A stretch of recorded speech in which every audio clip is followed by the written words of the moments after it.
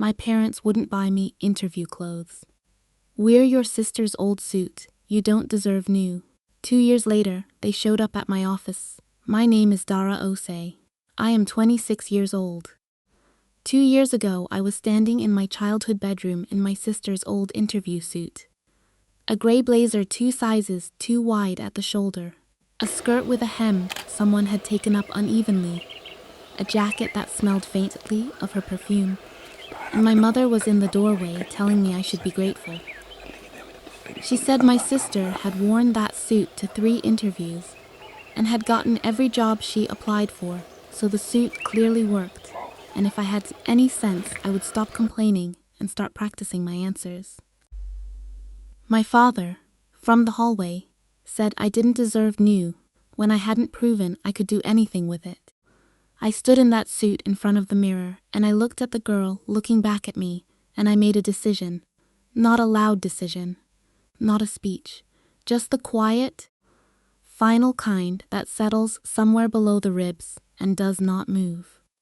I was going to get the job, and then I was going to build something, and then I was going to wait.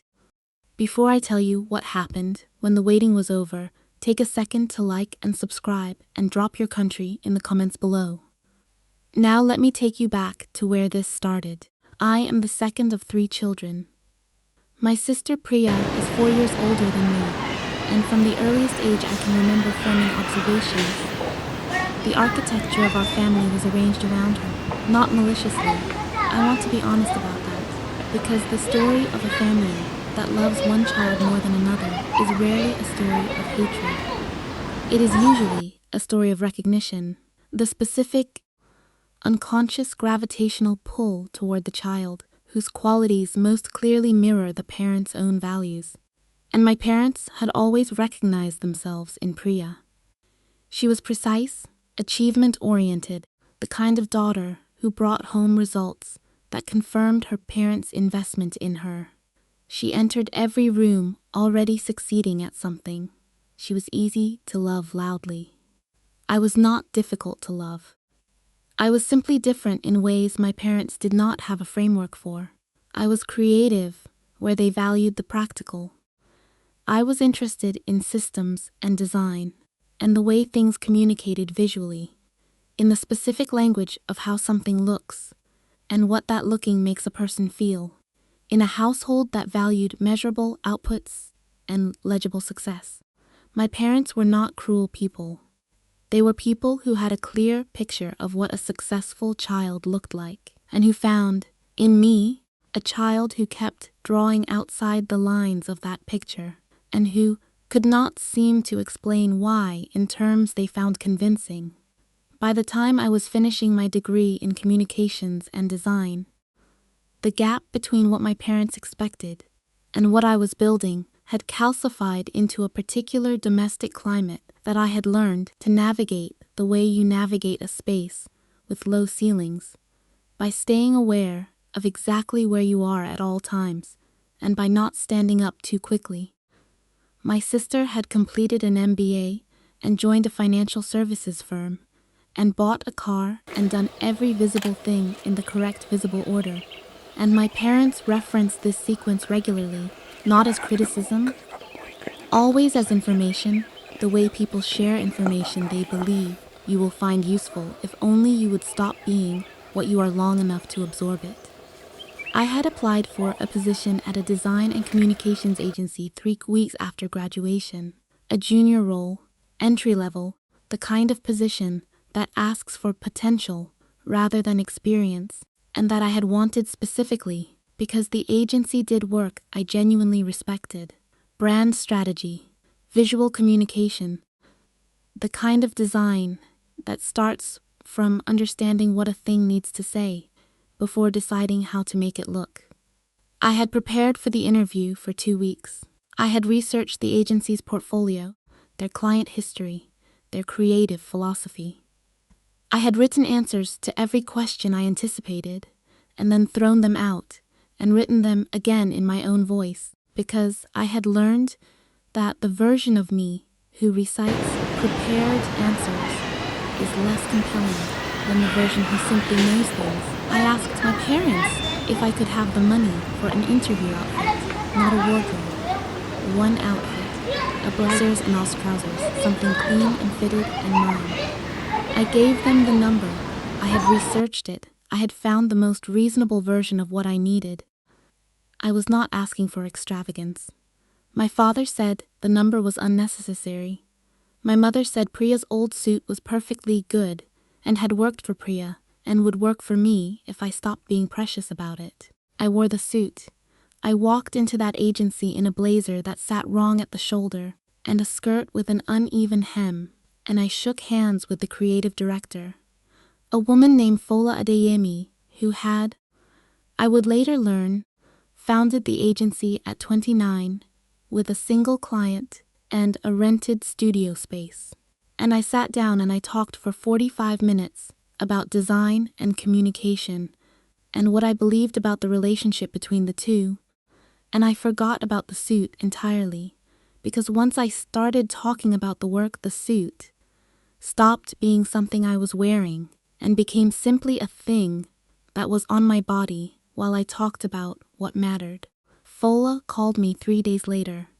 I took the call in my childhood bedroom, sitting on the edge of my bed, and when she said, "The words, we'd like to offer you the position," I did not make a sound for a full 3 seconds, because I was busy feeling something I did not have an immediate name for.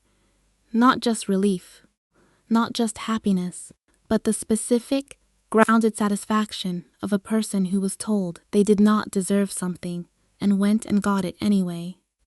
I told my parents that evening at dinner. My mother said that was good and asked if the salary was enough to cover my own expenses, because she and my father had discussed it, and they thought it was time I found my own place. My father said the agency sounded small. My sister, who was visiting that weekend, said she hoped it would lead to something real eventually. I ate my dinner and I said very little, and I filed the evening in the same place I filed all the evenings like it. Not forgotten, not forgiven, just recorded. The way you record things you intend to understand fully later. I moved into a studio apartment 2 weeks later. It was small, and the radiator was unreliable, and the upstairs neighbor had a dog that started its day at 5:30 in the morning. It was mine. I made coffee there every morning, and I walked to work, and I came home, and I worked more, and I felt, in the smallness and the independence of it, something I had not felt in my childhood home for a very long time, which was that I was exactly the right size for the space I was in. The job was hard in the way that first jobs in competitive fields are hard. High expectation, steep learning curve, the constant awareness of how much you do not yet know bracketed by the equally constant awareness that not knowing is the condition of learning, rather than the evidence of inadequacy. I made mistakes. I corrected them. I asked questions. I listened to Fola in the way that I have learned to listen to people who know more than I do, not for the answers to specific questions, but for the way they think, which is the more transferable thing. By the end of my first year, I had led 3 client projects independently, contributed to a campaign that won a regional industry award, and been given a title adjustment that came with a salary increase. Fola delivered matter-of-factly in a quarterly review without my having asked for it. I did not tell my parents about the award. I had stopped, somewhere in the first 6 months, performing my progress for people who had decided in advance what my ceiling was. It was not bitterness. It was efficiency. I had a limited amount of energy, and I had decided to spend it on the work. My parents called occasionally. The calls were brief and covered the surface of things. Was I eating? Was the apartment warm enough? Had I spoken to Priya recently? Priya and I had our own infrequent contact, cordial and careful, the relationship of 2 people who share parents and not much else. I did not resent Priya. She had not chosen to be the template any more than I had chosen to fail to match it. She had simply been first and had fit, and both of those things were accidents of birth, rather than achievements of character. In my second year, Fola asked me to take on a mentorship role with 2 junior designers the agency had hired. I was 25 years old, and I was being asked to mentor people, which produced in me a feeling I sat with carefully because I wanted to understand it. What I understood was this: the skills I had been told were impractical, the interests I had been told were not legible, the way of thinking I had been told would not produce anything measurable. These were the things the agency valued most. These were the things Fola had hired me for, and had watched develop, and had decided were worth investing in with a title and a responsibility, and 2 younger people who needed to learn what I knew. The impractical thing had become the foundation. I called my friend Adana that evening, who had been my closest friend since secondary school, and who had watched my family dynamics with the patient, clear-eyed attention of someone who loves you and refuses to lie to you about what they see. I told her about the mentorship. She was quiet for a moment. Then she said, "Do you remember the suit?" I said I remembered the suit. She said, "I want you to remember the suit forever, not the bad part. The part where you went anyway." My parents showed up at my office on a Tuesday afternoon in October, 14 months into my second year, without calling ahead. I was in a client meeting when Dana, our front desk coordinator, sent me a message saying my parents were in the reception area. I finished the meeting, which took 22 minutes, because the client had driven 2 hours, and the meeting was not mine to cut short, because my parents had arrived unannounced. Then I went to reception. They were sitting in the chairs near the window, the good chairs, the ones Fola had chosen because she believed the first impression of a space should communicate that the people who worked there valued quality. My mother was holding her bag in her lap. My father was looking at the agency's work displayed on the wall. The framed campaigns, the award citations, the client roster printed on brushed aluminum that Fola had installed the previous year. My name was on that wall, not large. A contributor credit on 2 of the framed campaigns, a lead credit on 1. My father was looking at it when I walked in. He turned. He looked at me for a moment with an expression I had not seen on him before, which was the expression of a man doing a rapid, private recalculation. My mother stood up and reached for me, and I let her hug me because she is my mother, and I have never stopped loving her, and love and accountability are not mutually exclusive. They had come.